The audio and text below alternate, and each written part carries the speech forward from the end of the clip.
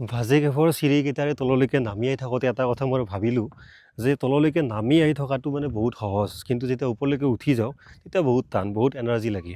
এইটোৰ পৰা আমি মানে জীৱনতো এনেকুৱা শিকিব পাৰোঁ যে তললৈকে নামি যাব লাগিলে বা যিটো পজিশ্যনত আমি বৰ্তমান আছোঁ সেই পজিশ্যনটোত থাকিবৰ কাৰণে কমফৰ্টেবল হয়।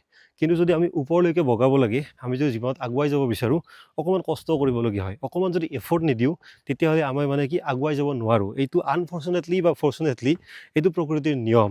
যেতিয়া এজন মাকে এটা বেবী জন্ম দিয়ে তেতিয়াও তেওঁ এটা প্ৰেগনেঞ্চিৰ যিটো বেদনা, সেই বেদনাৰ থ্ৰুৰে যাব লাগে, সেই পেইনৰ থ্ৰুৰে যাব লাগে, আৰু সেই পেইনৰ ফলতহে এটা ধুনীয়া জীৱন আমাৰ প্ৰকৃতিৰ ওচৰলৈকে আহে, আমাৰ পৃথিৱীলৈ আহে। গতিকে প্ৰকৃতি চাগে ক'ৰবাত নহয় ক'ৰবাত এইটো এটা নিয়ম যে সংঘৰ্ষ হ'লে, জীৱনত যুঁজিব শিকিলে সেই আগুৱাই যাব পাৰি। তো এইটো মই এটা মানে ৰেণ্ডম থট এটা মোৰ মনত আহিল আৰু ভাবিলোঁ আপোনালোকৰ লগতো শ্বেয়াৰ কৰোঁ। আপোনালোকে ডেফিনেটলি এগ্ৰী কৰিব মোৰ লগত।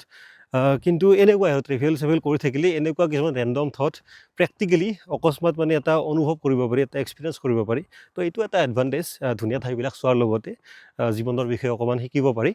তো এনিৱেজ, আশা কৰোঁ আপোনালোকে মোৰ ভ্লগবিলাক চাই, ভিডিঅ'বিলাক চাই ভাল পায়। তো এটা ফ'ল' কৰি দিব, এটা ছাবস্ক্ৰাইব কৰি দিব ইউটিউবত, ডিজি ক্ৰিয়েটছ।